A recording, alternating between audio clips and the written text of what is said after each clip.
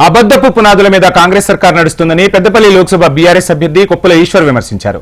Godavarikhani BRS party కార్యాలయంలో ఆయన మీడియాతో మాట్లాడారు. లక్షలాది మంది రైతులు ఇబ్బంది పడుతున్నారని విచారం వ్యక్తం చేశారు. బ్యాంకు లోన్లు కట్టలేని పరిస్థితుల్లో ఇబ్బందులు పడుతున్నారని పేర్కొన్నారు. బ్యాంక్ అధికారులు ఇబ్బందులకు గురిచేస్తున్నా రేవంత్ రెడ్డి సర్కార్ పట్టించుకోవడం లేదన్నారు.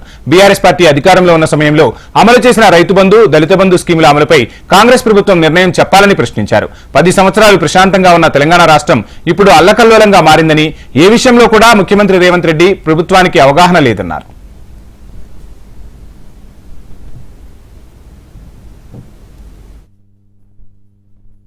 పది సంవత్సరాలలో ప్రశాంతంగా ఉన్నటువంటి రాష్ట్రం ఈరోజు అల్లకల్లోలమైనటువంటి పరిస్థితిని మనం కొత్తగా చూస్తున్నాం. 20 లక్షల ఎకరాలలో పంటలు ఎండిపోయినాయని చెప్పడం జరుగుతాం. ఎక్కడ కూడా నీళ్లు లేవు. నీటి నిర్వహణలో ఘోరంగా ఫెయిల్ అయినటువంటి ప్రభుత్వాన్ని మనం చూస్తున్నాం. మేడిగడ్డ నుంచి నీళ్లు ఎత్తి రైతులకు ఇచ్చే అవకాశం ఉన్నా నిర్లక్ష్యం చేస్తూ మరి లక్షలాది మంది రైతుల యొక్క ఉసురు పోసుకుంటున్నటువంటి పరిస్థితి కూడా మనం చూస్తా ఉన్నాం. 46 లక్షల మందికి ఈ రాష్ట్రంలో పెన్షన్ ఇస్తున్నటువంటి గత ప్రభుత్వంలో 2,000 రూపాయలు ఇచ్చి వాళ్ళని ఆదుకుంటే ఇప్పటి వరకు కూడా పెన్షన్ లేనటువంటి పరిస్థితి.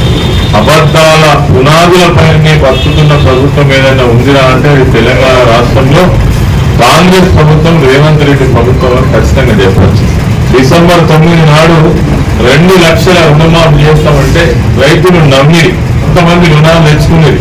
ఆ రుణాలు ఇప్పుడు తిరిగి చెల్లించకపోతే బ్యాంక్ అధికారులు వచ్చి ఇండ్ల మీద గొడవ చేస్తున్నారు, నోటీసులు ఇస్తున్నారు, ఇండ్లకు తాళం వేస్తున్నారు.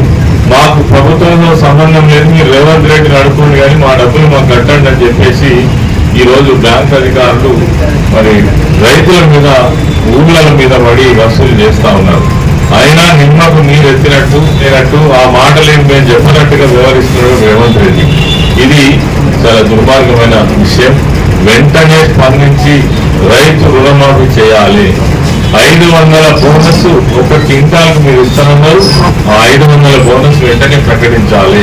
పంటలు కోతకు వచ్చే నాటికి కూడా ఇక్కడ వరకు రైతు బంధు ఇవ్వకపోతే ఇంక ముందు సంగతి ఏంటి, అసలు ఇస్తారా, ఇయ్యరా, అమలు చేస్తారా, చేయరా, ఈ స్కీమ్ మీద నిర్ణయం ఏంటిదో కూడా రైతులకు చెప్పాలని